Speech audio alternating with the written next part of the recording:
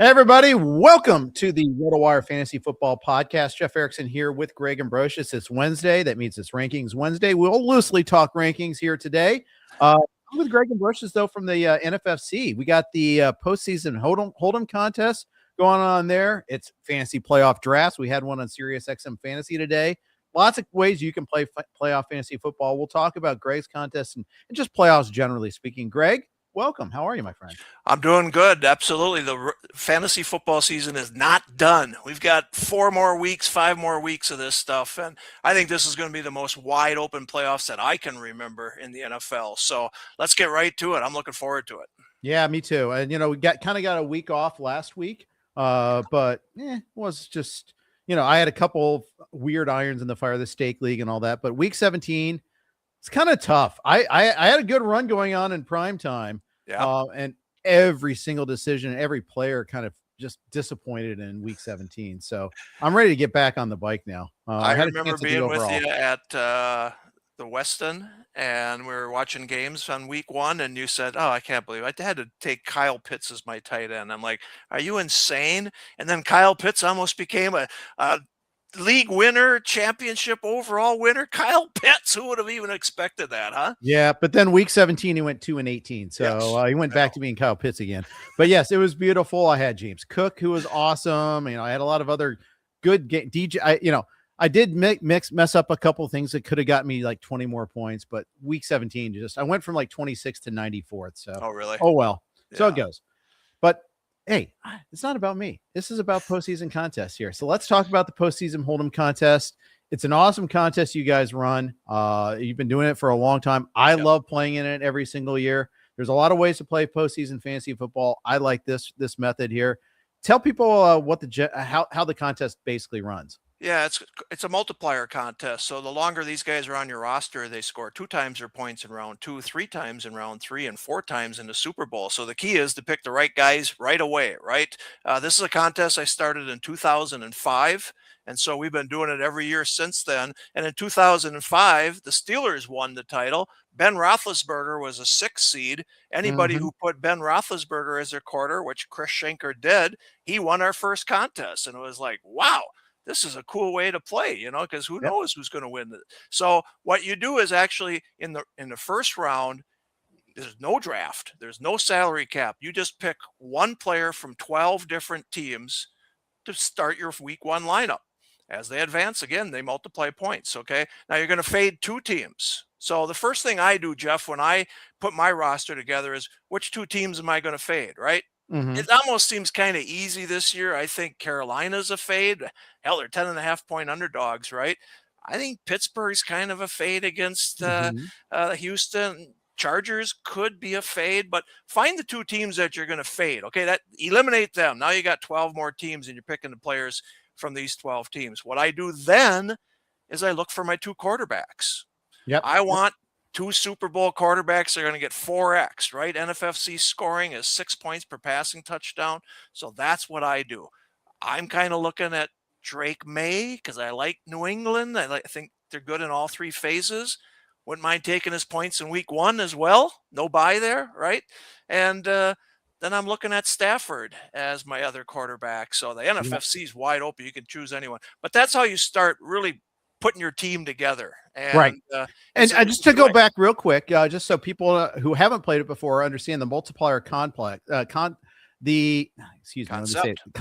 Thank you, man, dude. Don't get old. It beats the alternative, but still, the multiplier concept. Everybody gets their score, the player's score this week. But then next week, the players that you've already drafted, if you drafted them in the first round, you get them the next week and they're 2x. Right. You carry them over. If they stay around, they're playing again, you get 3x and then 4x in the Super Bowl. And you can supplement your roster with the players that got eliminated, but then you're starting all over on the chain again. Correct. They start out as 1x once you replace those, but you're replacing them every week that you lose players, and everybody's losing players, right? So this is not just a pick them and go away. You're actually making new roster decisions every week. So the big key is to try to get all these guys that are getting 4 and 3x in the Super Bowl that are the key players there. So that's the tricky part. The second part of this is to differentiate yourself somehow. Because Yeah, everybody could, and this is, we'll talk about what unique of a year it is. In some years, it isn't. It used to be like, okay, it's Mahomes on one side and whoever the NFC guy is on the other side. So you have to beat all the Mahomes teams that are 4X. Right. It's a little different because I think it's a little bit more wide open. But my guess is you're going to see a lot of Josh Allen and Matthew Stafford rosters. Is my guess as far as that goes with quarterbacks. Yeah, and we'll have ownership percentage after the first round. You'll see what the percentages were. I agree with you. I mean, the last couple of years, Mahomes was the obvious one. Maybe Josh Allen was in the AFC, but he was the number one guy. This year, I think you're going to see 30% ownership on a lot of the quarterbacks, right? 20% ownership. You're not going to see this 50%. So, but I think, that 5 seed. Listen, it would not surprise anybody if 2 wild card teams made it to the Super Bowl, right? That's very, very possible. That being said, the number 1 seeds are pretty damn good defensively, and you got to go there and beat them as well. But again, I think Stafford is aren't the Rams like the number 2 or number 3 bet odds wise to win the Super Bowl? It's 1 or 2 depending on where you look. It's Seattle and the Rams. And that thing is, so I think you're going to see Stafford percentages a lot higher. Yeah. And they're the only team that's a big favorite this weekend, for instance. You get 4 games of him, and they're a 10.5 point favorite. So they're the only one you feel comfortable about. Like, they're definitely playing next week. Others are like, feel pretty good about it. I have a good read on this game, but they're all within the margin of error. The next biggest favorite is 4.5 points. Right. So it's interesting because some people will start Puka, right? They think he's going to get a lot of points. But this was my feeling was with Devontae Adams back, yes, Puka's going to get a lot, but once they get within like the 2-yard line, doesn't he pass to Devontae Adams all the time? So I kind of want that quarterback getting most of the points from that Rams offense. But I think a lot of people will start Puka this week and think, okay, then I'll get my quarterback next week at 3X with Stafford. So it'll be very interesting there. I'll tell you what, this contest really, really starts in round 2, though, because those 3X guys are the ones. Think about it. James White won this contest 2016, right? Damian Williams won this contest for people a couple years ago. So those running backs that you add at 3X, or they're 1X at that time, but they get to the Super Bowl, those are very big decisions next week for sure. Absolutely. Let's take a look at some of the other quarterbacks here. So if you don't go Stafford, and first of all, you mentioned you want to have the Super Bowl matchup. So say you do want to get that there, you're going to get 1 AFC quarterback, 1 NFC quarterback. Correct. Have you ever seen a winner get 2 on the same conference there? Yeah, and people do that too. They'll do 2 AFC guys, like when it was Allen and Mahomes, people doubled up on them and were able to win the title. I mean, I said this in 2020. I had an internal league that I was leading. I had Mahomes in the Super Bowl, and this other guy from Fanball had the Bucs defense, and the Bucs defense outscored Mahomes that game and beat me. Yeah, let's talk about a bad beat, but no, you can get enough points from 2 quarterbacks if they're both playing in the first round. Let's say, I mean, you can get enough points, then you're guaranteed 1 4X in the Super Bowl. And again, if you got the white wide receiver or running back from the other team that makes the Super Bowl. So yes, a lot of people do start out with 2 quarterbacks from the same conference. Yeah. I don't do that myself, but a lot of people do. Yeah, but then you could throw in and then you throw in and you get to the Super Bowl and you got the AFC or the other conference version for the Super Bowl. So Correct. I can see that there. If you're not going with Stafford in the NFC, who's your quarterback? You want me to say Jordan Love, don't you? But I'm not going to. I want you to just say who your quarterback is, Greg. I this think is not Jalen a Joe Bartle-esque leading question. I think Jalen Hurts is going to be a guy that's going to be on a lot of rosters because I think that defense can play. I've had this conversation with Tom on our podcast. This feels like the 2023 Eagles, where we kept saying, once they get to the playoff, this offense is going to start to kick in. It just doesn't feel like it, right? The play calling. How do they go against Buffalo and not get a first down in the whole second half? But that defense is really, really good. So Hurts would definitely be one that I would consider if I wasn't doing Stafford. Yeah, I like that. I think the AFC is wide open this year. And I think that makes for a great contest for you. I think you're going to see a lot, like you alluded to, a lot lower ownership percentages at quarterback. A lot of different paths you can go because some of the stronger teams are known for their defense, like Houston, like Denver, maybe, but others have great quarterbacks. Like Josh Allen is going to be like is everybody's favorite quarterback. He's the number QB1 over the course of the regular season. Yeah. Unless it's Stafford in your 6-point passing touchdown system there. But even then, you get the rushing yards from Allen, so it's still close. So I think Allen will be very popular. The Bills are a road favorite at Jacksonville. Honestly, Greg, though, I think Jacksonville's going to win this game. Well, I think that spread is the wildest one of the weekend, right? You know, I mean, my goodness, they're really favored. I mean, that's a whole Josh Allen point spread, if you ask me. What is he worth? 100% 6 points. I mean, a home field usually is 3 points, and they're a 1.5 point underdog. So what is Josh Allen worth? 6 points. So what's really crazy about this contest this year, you have 2 number 1 seeds that are very strong. But man, that's because of their defenses. Do you really look at their offense and do you want RJ Harvey? Do you want Bo Nix? Do you want Sam Darnold? Do you trust him? And so I think a lot of people will take quarterbacks from other teams other than the number 1 seed for sure. But I'm with you. I think Jacksonville can really win this game. I'm shocked at 8-game winning streak and they're a 1.5 underdog. But at home, at home, that crowd's going to be riled up, right? Yeah. So and the Buffalo defense is banged up too. Yeah. I think Allen's going to put up a number, and maybe it is come down to who gets the ball last. But I don't think Buffalo stops Jacksonville. That's where my objection is to that line. So I think Jacksonville's going to score a ton. I think Trevor Lawrence is a good arbitrage play. I think he is underappreciated, undervalued. I mean, he's got 9 rushing touchdowns this year.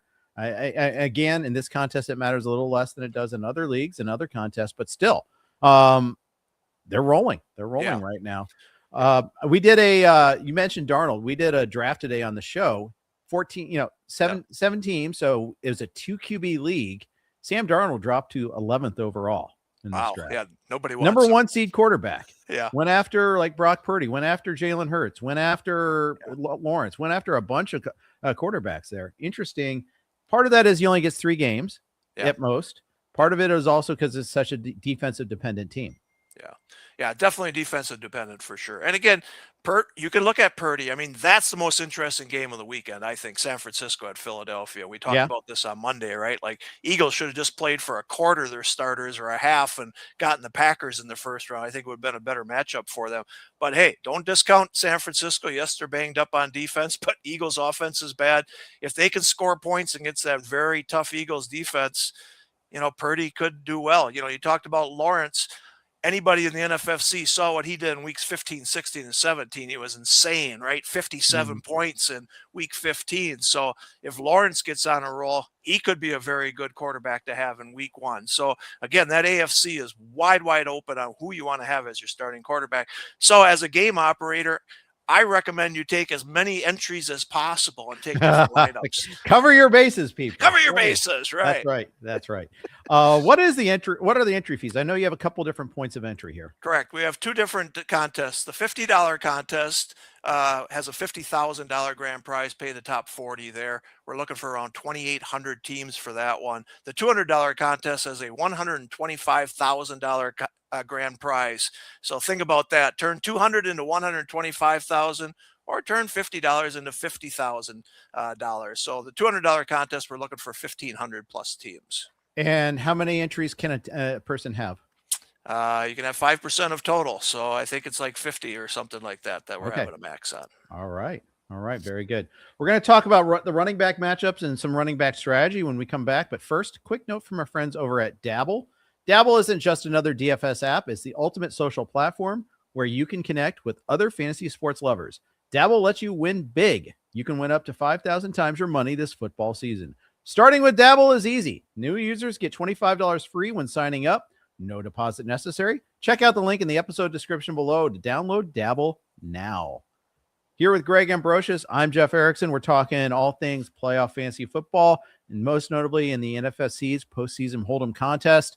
Greg, let's talk a little bit about running backs. Here's where the rubber hits the road a little bit here, because you're not just here's where you're not just trying to figure out who the best running back is, but you got to get players from 12 different teams. So you got to try to find the pieces to work there. May not be the best running back if you've got a receiver you want to use or a tight end you want to use on another team. Right. So the roster format is 3 running backs, 4 wide receivers, and 1 flex. So you can go as low as 3 or 4 running backs here. I actually like the running backs to start out in week 1. In that Packers game, either Jacobs or Swift, I think I would use either one of those, whoever you think is going to win. I'm hoping the Packers are going to win, so I'm throwing Jacobs in. I think CMC, you start them anyways, right? Like, you want the best player from the 12 teams that you're going to start in week 1. Get as many points, even if you lose him. I think CMC is a good one there. James Cook, same way for me. Even if Buffalo loses, I want James Cook in this game. And then I think ETN is a definite. I'm putting ETN in. If you're not taking Lawrence as your starting quarterback, put ETN in your running backs or flex spot. Yeah, ETN's interesting because the Bills have obviously struggled against the run all season long. Jacksonville, for all their success offensively lately, it hasn't been through the running game. ETN has been fine as a fantasy producer. He had one game where he had two receiving touchdowns, so that's a big part of that. There is he's getting a lot of his production in the passing game a little bit there, which it's kind of surprising that way. I'm with you. If I'm not going Allen, I'm going Cook for sure. And if I'm not going Lawrence, I'm probably going ETN. Yeah. Those are interesting either ors for sure. Yeah, definitely.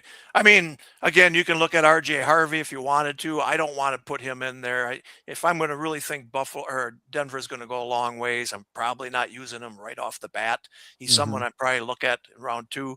For me in Denver, I'm looking at Cortland Sutton. As far as Seattle, it's easy. I think JSN will be, 90% owned, I would think. Almost universally. I agree. Yeah. I agree. So, so that means no Walker, no Charbonnet. You start to cross some names off your list. Yeah. And you also remember you're crossing off 2 teams at the bottom too. Right. Almost certain, I think Carolina is going to be the easy cross off for most people. Maybe there's a way for you to, benefit a little bit, but, they're the team least likely to play a second game. So, yeah, I mean, the Rams lost at Carolina. So Carolina beat them already. So it certainly isn't inconceivable, but you got to believe beating them twice and those guys going out east and having a little later start time than they had the first time. I got to believe the Rams are ready for this game. I agree. I think for the last month, they've been pointing towards being ready for the playoffs. Yeah. I think they took their sweet time getting Devontae Adams back. Yeah. I think that, they did a number of things like that there that they're pointed in the right direction for that. Yeah. They kind of got right in the second half on week 18 as well. So talk about the second team you would fade then. I said I would fade Pittsburgh. Again, the Chargers is a possible one. Who are the 2 teams you're fading? I'm fading Carolina and I'm probably fading Pittsburgh, but that seems so basic. I don't know. Yeah. But I like the thing is, like, I think Houston's going to win. I think the Chargers have a puncher's chance against New England, so I probably wouldn't want to fade them just in case. I think some of this is interesting, though, because you're going to allocate at least one of those teams towards defense. Yeah. I think Houston's defense is going to be heavily rostered. I think Denver's defense will be heavily rostered. I think those will be the 2 most used defenses. Maybe the third being Seattle. If you don't go JSN, you want to be different. Okay, well, I'll go with their defense. Yeah, you definitely could. And again, the Bucs defense was so good in 2020 that it led some people to a money spot. The guy in our league, the one thing I was going to say is Pittsburgh. Let's say you don't fade them. Who the hell do you even pick? I mean, do you take Metcalf? Yeah, Freiermuth. You said that on Monday. That's right. Yeah, Freiermuth, because I think it's Houston is sneakily not that great against tight ends, and the tight end pool is bad. But you don't need a tight end in our game. That's the thing. Right. It's that is true. Wide receivers. That is true. Yeah. Actually, honestly, I think Gainwell or Warren are probably the most likely to score big points for you. Definitely not using Rodgers. Rodgers won't be rostered. I bet there'll be like one team being contrarian. Sure, like, for sure. Hey, recapture the magic. He threw it 47 times last week. Yeah. It could happen. But anything can happen. And like I said, in the history of this contest, the very first year, Roethlisberger was a 6th seed. Eli Manning did it twice as a 6th seed, 2007-11. Rodgers did it as a 6th seed. I was just going to say the one Rodgers win was as a 6th seed. So it definitely can happen. Yep, absolutely. But just not with Rodgers this time, I'm afraid. Just not with the personnel in that team too, with one real receiver on the team there. So absolutely. Other running backs. Let's keep going down the running backs here a little bit there. Can I interest you in being contrarian on the Rams and taking Kyron Williams? Yeah. I mean, he would be right up there with me, right? Like, so what I'm doing on some of these teams, if I think the Rams are going to the Super Bowl, Puka's going to be in there in round 2, and then Kyron in round 3, and then Devontae in round 4. Those are the top 4 guys on that team, right? So you could be contrarian. Again, a lot happens in the next round. So Kyron, Mhm. if I put him instead of Puka, maybe I'm fading Puka because he's 90% owned or whatever the number is, right? So, Right. I think who you decide the next round is really, really the 2x, 3x factors really kick in. So, but Right. yes, Kyron definitely could be a guy. He scores when they get to the goal line. That guy can score unless he throws it to Devontae Adams from 1 yard out, which he does Yeah, which we saw plenty of this year. plenty of. I had in my primetime team, I had Kyron and Cook, so mostly pretty good. Yeah. But I could have had JSN in the second round and didn't. So I feel a little bit of shame about that. CeeDee Lamb had 3 touchdowns all year. That was my first round pick. That's the thing. I have a tale of woe, but I won't use it here. I'll tell you after the thing. But as far as CD at least scored more TDs than Justin Jefferson did. One more. Yeah, that's sad. But yeah, so at least I didn't go Jefferson in the first round. I was the highest scoring CeeDee Lamb person going into week 17. So very good. The fact that he didn't go off on Christmas Day was tough. So it goes. Other running backs. You said Swift is a good option. I think that's interesting. I think Barkley's interesting because I don't think, last year everyone was all over Barkley, right? Absolutely.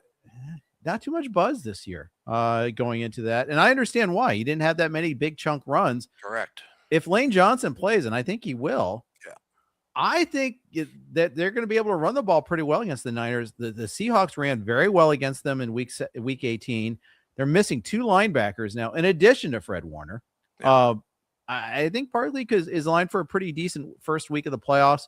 If they win and the Bears hold, they play Chicago, and you can run against the Bears. Yeah. Right.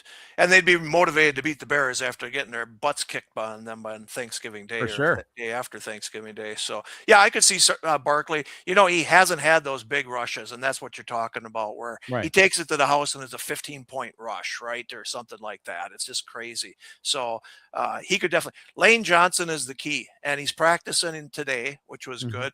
And I'll say another thing. Zach Tom is practicing today, and Zach Tom is a big factor for the Packers offense. Absolutely. As well. And Josh Jacobs said today that he's felt better now than he has in 6 weeks when he landed on that rotten AstroTurf at the Giants Stadium. That's right. I do think that Jacobs has a chance to have a better game. I think their offensive line has a chance to have a better game. Same with Philadelphia. I mean, it all comes down to that offensive line. It has not been good this year. It really hasn't. But Lane Johnson changes an awful lot with that Eagles offense. It does. So, I'm glad you mentioned Jacobs because he basically has had a 2-week vacation there. He played in week 17, but barely. Hasn't really gotten significant runs since the second half of Bears, the last Bears game. So I think that'll be definitely an interesting consideration there as well. I'll throw out, do you consider a New England running back? Do you consider Travion Henderson or Ramondre Stevenson as a possibility that could go 4 games? Well, again, I'm going to take them to the Super Bowl, so I'm thinking, who do I do in round 2? Is it Diggs? Yeah. Is it Henderson or Stevenson? I don't even know right now because those 2 running backs share the load, right? I mean, Stevenson can get fewer carries and get more touchdowns. So, but I'm looking at that like, who am I going to do in round 2? And I'm going to look at ownership percentages for sure. But Diggs, Henderson, and Stevenson are the 4 guys that I'm going to be targeting there. Yeah, you're going to probably get if you're taking the pass to go to the Super Bowl, you take May in the first round, right? Because the good thing is you're getting a lesser percentage rostered of him too. Yeah. So yeah, makes a whole lot of sense. First round points too. He's going to be scoring this week, so I like that. So who knows? But those are 2 good running backs. But I think it's very, very tough to pick that. Omarion Hampton is one. Like you say, if you take the Chargers and you think they're going to lose, you could put him as the kicker if you wanted to. But Omarion Hampton has a chance to have a good game. But again, we're talking about a lot of running backs that are really good, and the most you can pick is 4. Yeah, I'd watch on Hampton. He didn't practice today, so something to watch out as far as that goes too. Scratch him off. Then. There's cross him off then. Yeah, it's just like Major League. Before we move on and talk wide receivers, there's a lot of ways you can play postseason fantasy. One of those is a Draftkings Bestball playoff contest. You're about to hear a dulcet read from Nick Whalen. He's going to tell us how you can do that. The NFL postseason is almost here, and playoff best ball on DraftKings is back. It's your home for playoff best ball. And this year, it's bigger than ever because our partners at DraftKings are featuring a massive $3 million prize pool and a $1 million top prize in DraftKings' largest contest to date. Are you new to playoff best ball? Well, it's the easiest way to get involved in the playoff action without the weekly grind. Just draft once, and that's it. Each round, your top scores automatically count. That means no roster moves, no weekly management. Just build your squad and let it ride all postseason long. All you have to do is download the DraftKings Daily Fantasy app and draft your playoff best ball lineup for a shot at the $1 million top prize. Drafts stay open until the postseason kicks off, so now's the time to jump in. You draft it, we crown it. So sign up now using the link in the episode description below to take your shot at $1 million in DraftKings' biggest playoff best ball contest ever. Gambling problem? Call 1-800-GAMBLER. In New York, call 877-8-HOPE-NY or text HOPE-NY at 467-369. In Connecticut, help is available for problem gambling. Call 888-7897-777 or visit ccpg.org. 18 plus in most eligible states, but age varies by jurisdiction. Eligibility restrictions apply. Void where prohibited. See terms at DraftKings.com. Sponsored by DraftKings. Big thanks to Nick Whalen for covering the DraftKings read for us there. Jeff Erickson here with Greg Ambrosius. We're talking all things postseason fantasy, and especially in the view of the NFFC's postseason hold'em contest. Greg, let's talk wide receivers, pass catchers, and one distinction. As you alluded to earlier, you don't have to have a tight end. Correct. You just have to have pass catchers. You have to have 4 of them, either wide receiver or tight end.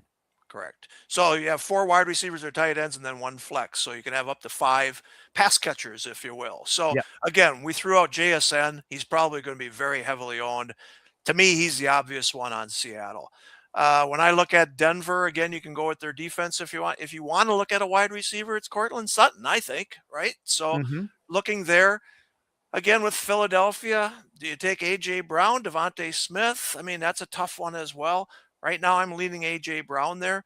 And with Houston, if you're not going to take their defense, I think Nico Collins is an obvious one. So those are my top 4, especially for week 1 to start out here. Yeah, and a lot of the top fantasy wide receivers aren't in the playoffs this year. Correct. No Chase, no CeeDee Lamb. You know, there's a number of the top, big names. No Jefferson, obviously.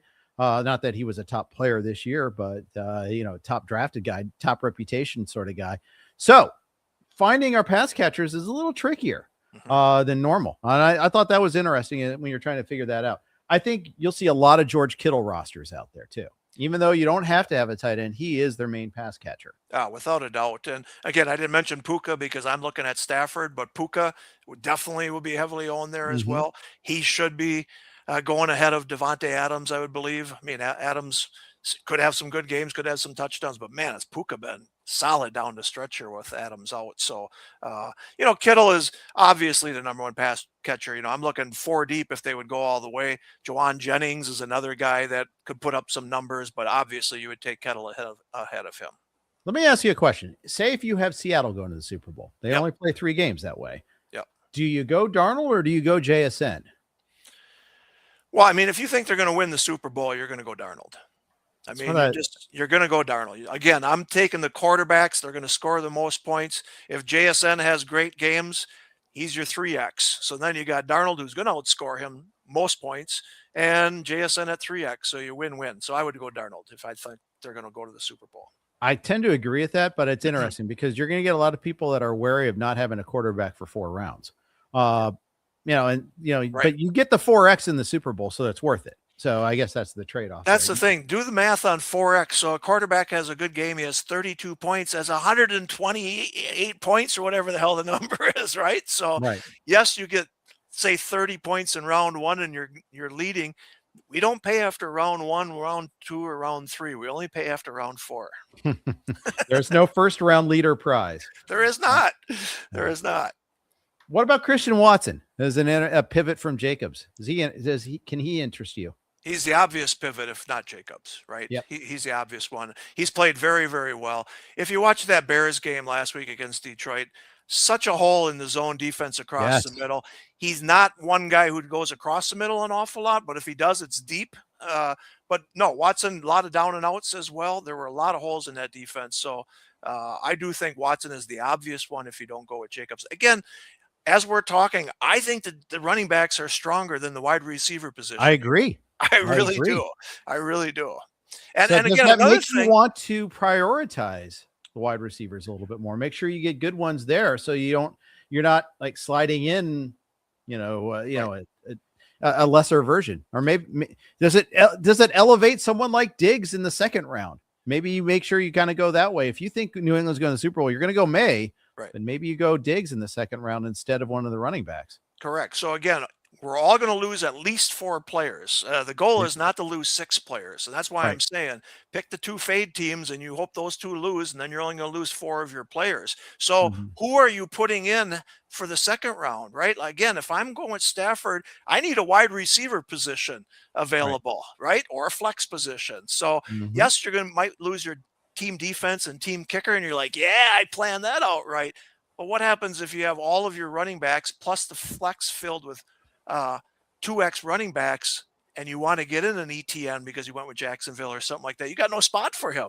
So plan out how you really don't want to lose no running backs or no wide receivers in a flex, because you're probably going to need a 2x person for the team that you're going to take to the Super Bowl. Does that make sense? It does. You want to be able to add those, if you have Cook, you want a spot for Cook. So yeah, take an underdog in either in a flex or one of the other spots. Correct. And that's the other good things too, is like the way you have the combined pass catchers, wide receiver, tight end, plus a flex.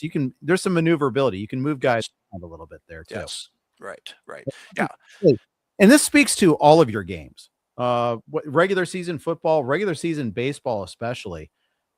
Even if a player has played to start the week, he has to stay active for you, but you can move him within positions there too. And that matters when you get late scratches. And that happens in baseball on Mondays all the time, for instance. Absolutely. We've been doing this for 22 plus years, and we've learned through years. This wasn't all the way we had it at day one. I can guarantee you that. And again, many of our games have been created by our customers. Many of the rules changes have been created by our customers. Some rules changes they want, like a DL in baseball, that I refuse to ever allow. So it just makes it tougher. So keep the suggestions coming, but that doesn't mean I'm ever going to use them. I'll give you one regular season suggestion. You can do what you want with it. Reduce the roster spot size by 2 spots there. 20 is too many. Our waiver wires stink.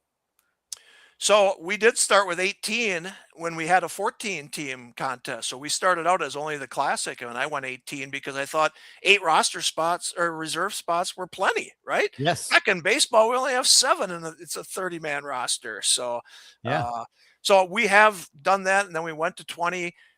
Again, it came from suggestions that I wanted more reserve spots, but it's not a bad suggestion at all. Yeah, it depends on, if you think you're better than your competition drafting round 17 through 20, you don't want that. If you think you're better at the waiver wire than other people, you want more players available on the waiver wire to you there. So I hear you. In fact, I just wrote up Roger Gonzalez won the Ultimate League, and his 20th round pick was Harold Fannin. Right.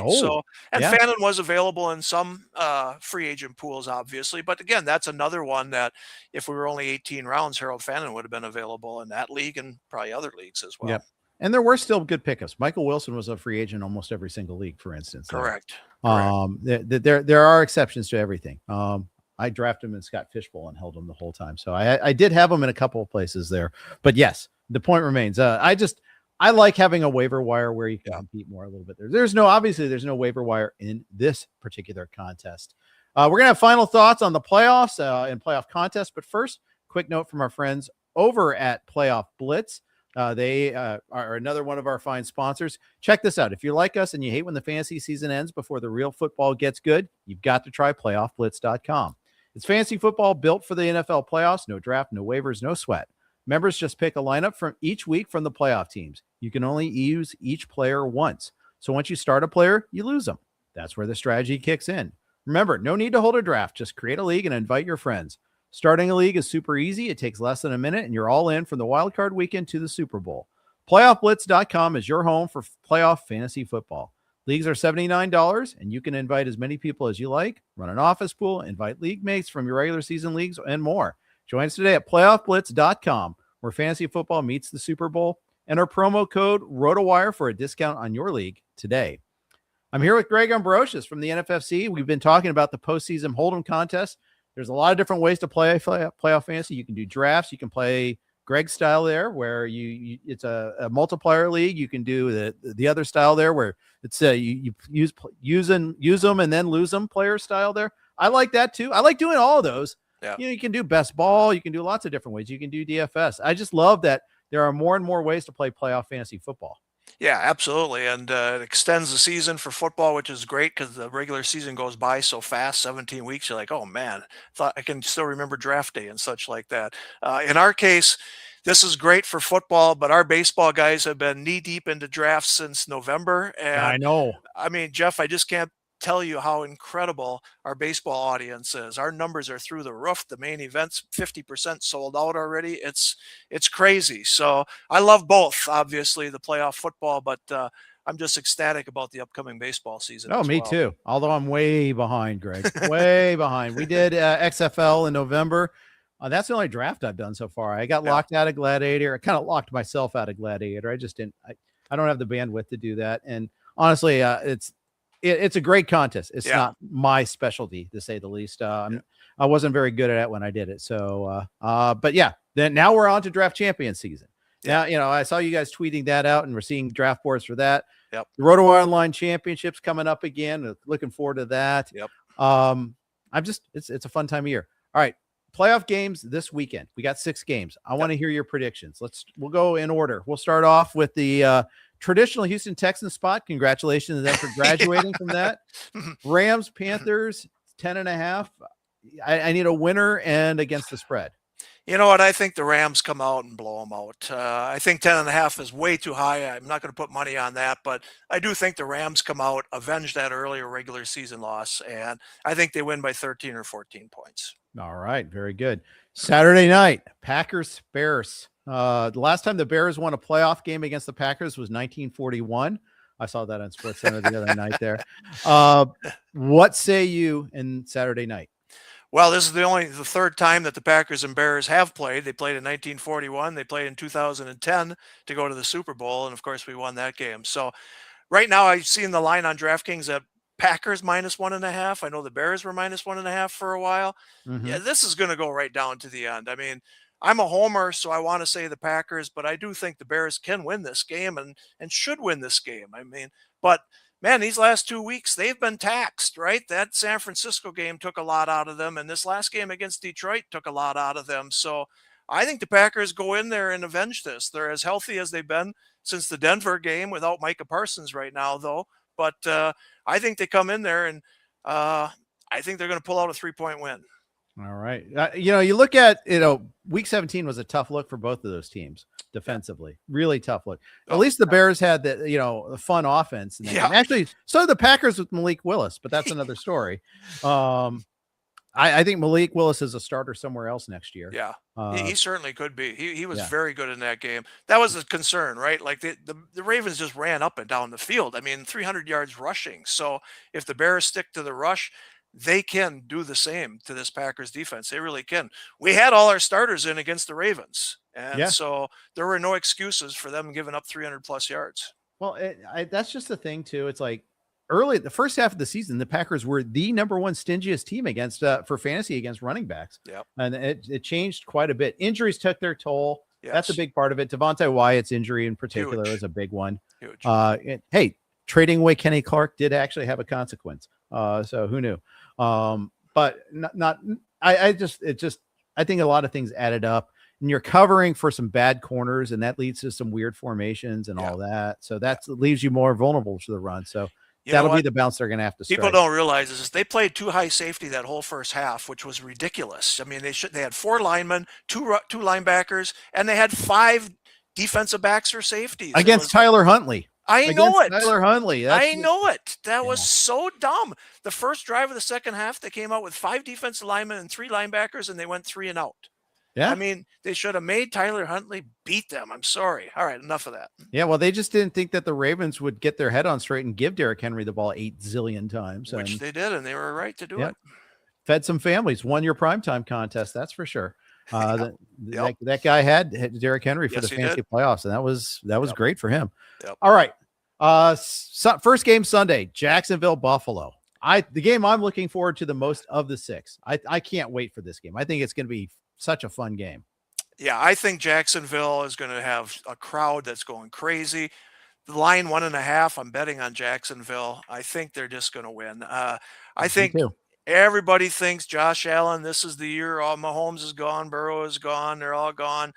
Listen, this team is not good on all 3 stages, right? Their special teams are not good. They don't run.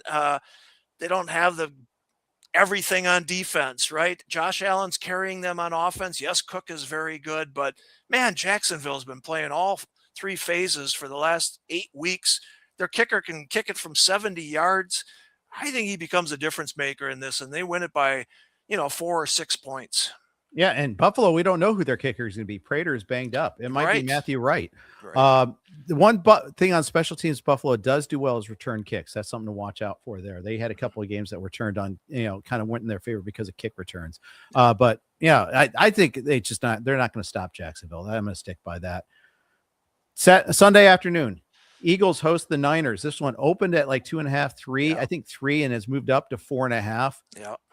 I think the Eagles are going to win. I think this is a great matchup for the Eagles. And that's one of the reasons why I don't feel bad about them not trying to win that 2 seed is because I think they win that. And then if they have to go to Seattle, that's one, they wouldn't have to go to Seattle right away, but if they have to face the Rams, okay, that's one thing, but I think they're going to beat the Niners. And if the Bears win, they go to Chicago and they beat the Bears too. So that's why I think they're fine with being the 3 seed.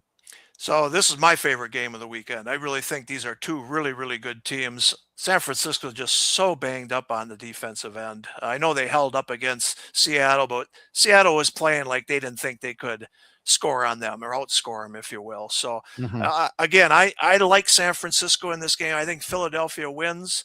The money's going on Philadelphia minus 4.5. I'm leaning San Francisco myself in this one. I think it goes down to a field goal in this game. And you know what? Philadelphia's kicker has not been that great. No, he's not good. Here. He has been missing some key kicks, so I don't trust him. So I think this is going to be a field goal game myself, but I do think Philadelphia wins it.